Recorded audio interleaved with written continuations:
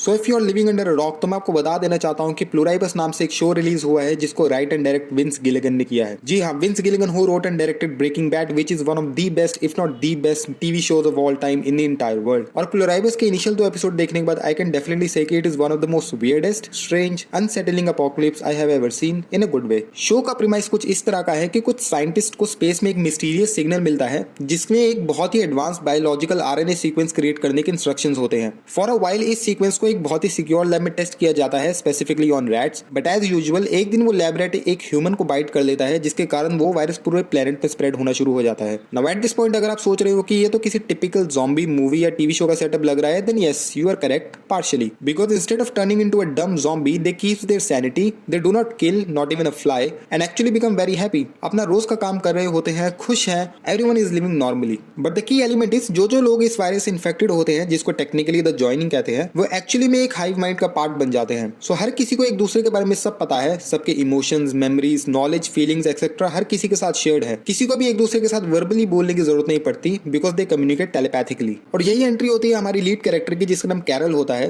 Who is one of 13 people in the world जो कि इस वायरस से इम्यून है somehow. And Carol relentlessly figure out करने में लगी होती है कि एक्चुअली में ये सब हो क्या रहा है। और यही ये शो एक डार्क टर्न लेता है because from carols point of view कुछ भी ठीक नहीं है, चाहे जो इन्फेक्टेड लोग हैं वो कितनी ही अच्छी तरह उसके साथ बिहेव कर रहे हों। बट जैसे ही उनको फील होता है कि जो एक्चुअल अनइन्फेक्टेड लोग हैं लाइक कैरल कि वो सैड, डिसअपॉइंटेड, एंग्री हैं, तो उनको बहुत बुरा लगता है। इतना बुरा कि कुछ इन्फेक्टेड लोगों की डेथ भी हो जाती है। फॉर एग्जाम्पल एक सीन में कैरल ने एक इन्फेक्टेड पर्सन के ऊपर गुस्सा कर दिया है which actually leads to death of 11 million infected people all around the world. Yes 11 million. So far इस शो में अभी तक 900 मिलियन लोगों की डेथ हो चुकी है। And that's what makes this show so brilliant and intriguing because it makes you think is this virus really that bad. एक दुनिया जहां कोई कॉन्फ्लिक्ट नहीं है, किसी चीज की सफरिंग नहीं है, हर कोई एक दूसरे के साथ कनेक्टेड है और खुश है। ये शो हमसे यही क्वेश्चन पूछता है कि क्या हमें इंडिविजुअलिटी एंड फ्री विल की जरूरत भी है? If without them the world can actually become a better place to live. So all in all, I like the first 2 episodes and looking forward to the upcoming episodes. And if you are someone who is looking for a new and original sci-fi show, or if you are just a Breaking Bad or Vince Gilligan fan, then this show is definitely for you. बाकी आप मुझे बताओ कि आपकी क्या theories है प्लूराइबस को लेकर।